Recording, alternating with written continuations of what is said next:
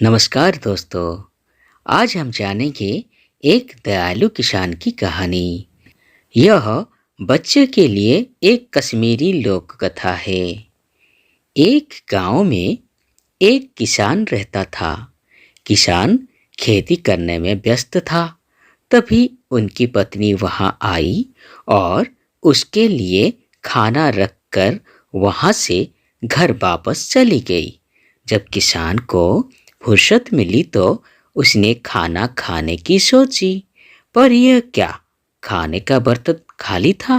किसान को लगा कि उसकी पत्नी ने उसके साथ मजाक किया है और वो नाराज हो गया। घर जाकर उसने अपनी पत्नी पर बहुत गुस्सा किया। पत्नी को कुछ भी समझ नहीं आया।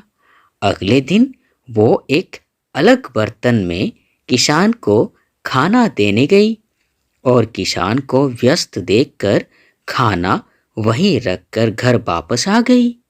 कुछ देर बाद एक शियार वहां आया और खाने के बर्तन में मुंह डाल के खाना खाने की कोशिश करने लगा, पर इस बार वो सफल नहीं हुआ और उसका मुंह बर्तन में फंस गया। शियार हल्ला मचाने लगा। शियार को इस हालत में देख के किसान समझ गया कि कल उसका खाना कहाँ गायब हुआ था। वह डंडा लेकर शियार के पास आया। शियार ने उसे अपनी जान बचाने की गुजारिश की।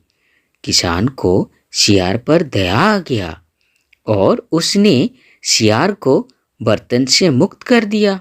शियार ने किसान को धन्यवाद दिया और किसान की मदद का बड़ा करके वहां से चला गया।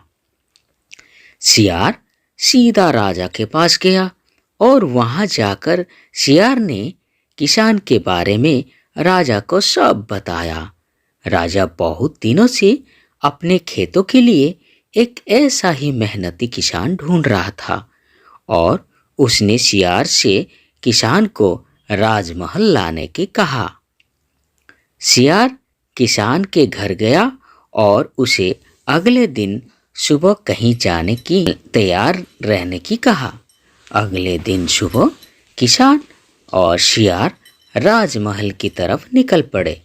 राजमहल के पास पहुंचकर किसान घबरा गया। उसे लगा शियार राजा से कहकर उसे सजा दिलवाएगा। डरते डरते किसान महल के अंदर गया। राजा किसान को देखते ही खुश हो गया, पर किसान डर के मारे कांप रहा था। तब राजा ने किसान को बताया कि उसने किसान को सजा देने के लिए नहीं, बल्कि उसे नौकरी देने के लिए बुलाया था। अब किसान की जान में जान आई।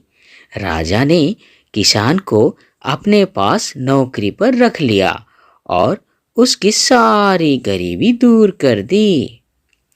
दोस्तों, ये रही दयालु किसान की कहानी। ये कहानी हमें ये सिखाता है कि अगर कोई मुसीबत में होता है तो उस पर दया करे और हो सके तो अवश्य मदद करे। ये मदद कभी बेकार नहीं जाता, बल्कि उसका फल कई गुना मिलता है। मैं तो तैयार हूँ, अब तो आपकी बारी। आज के लिए बस इतना ही। ऐसे ही नई नई कहानी के लिए हमारे चैनल को सब्सक्राइब करें। तब तक के लिए मैं वीरू आप लोगों से विदा लेता हूँ। नमस्कार। जय हिंद।